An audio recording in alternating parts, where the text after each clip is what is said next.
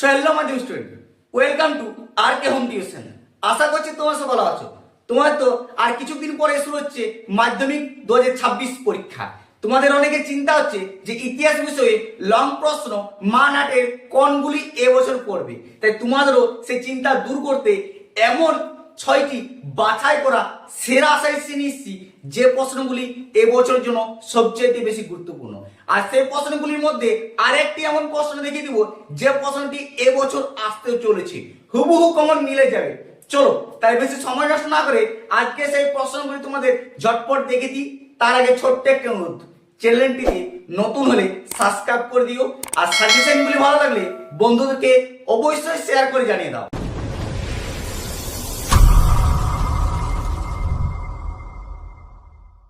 দেখো মাধ্যমিক স্টুডেন্ট, তোমাদের এই প্রশ্নগুলি এবছর আসতে চলেছে, এটি তোমরা মিলিয়ে নাও। দেখো প্রথম প্রশ্নটি সবচেয়ে বেশি গুরুত্বপূর্ণ।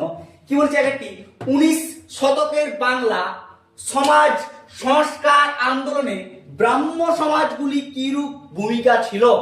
এটি তোমাদের 2018-তে দিয়েছে, তাই প্রশ্নটি এবছরের জন্য মোস্ট বিশাল গুরুত্বপূর্ণ প্রশ্ন। 2 নম্বর প্রশ্ন দেখো, বিংশ শতকে ভারতে উপনিবেশে বিরোধী আন্দোলনে বামপন্থীদের ভূমিকা আলোচনা করো। এই প্রশ্নটিও তোমাদের 2018-তে দিয়েছিল, তাই 2026 জন্য মোস্ট ইম্পর্টেন্ট প্রশ্ন আমার চোখে। আর 3 নম্বরটা হচ্ছে সবচেয়ে বেশি এবং এই বছরের জন্য ভিভিআই বা বিশাল গ্রহণযোগ্য প্রশ্নটি, দেখে রাখো। 3 নম্বরে সংক্ষেপে মহাবিদ্রোহ বা 1857 খ্রিস্টাব্দের চরিত্র বিশ্লেষণ করো। এই প্রশ্নটি তোমাদের আসার এবছর 100% চান্স আছে, একদম মিস করো না। 4 নম্বর প্রশ্ন হচ্ছে রবীন্দ্রনাথ ঠাকুর শিক্ষা চিন্তা ও শান্তি নিকেতন ভাবনার সংক্ষিপ্ত পরিচয় দাও।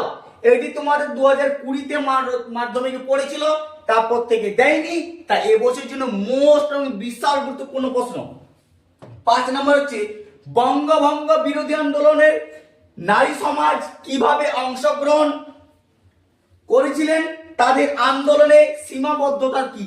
এটিও তোমাদের 2019-এ দিয়েছিল, তারপর থেকে দেয়নি, তাই 2026 হলো মোস্ট ইম্পর্টেন্ট প্রশ্ন, বুঝতে পারছো। লাস্ট এবং 6 নম্বর প্রশ্ন হচ্ছে তোমাদের সবচেয়ে গুরুত্বপূর্ণ।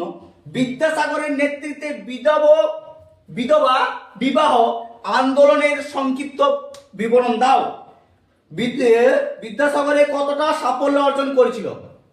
এই প্রশ্নটিও তোমাদের 2019-এ দিয়েছে মাধ্যমিকে, তারপর থেকে দেয়নি, তাই যতগুলি প্রশ্ন দিলাম বুঝতে পারছো কতটা ইম্পর্টেন্ট। যতগুলো দিয়েছে সব 1 বছর করে দিয়েছে, তারপর থেকে দেয়নি, তাহলে এবছরের জন্য মোস্ট ইম্পর্টেন্ট প্রশ্ন হতে চলেছে। তাই একটিও মিস করো না, ভালো করে প্র্যাকটিস করো।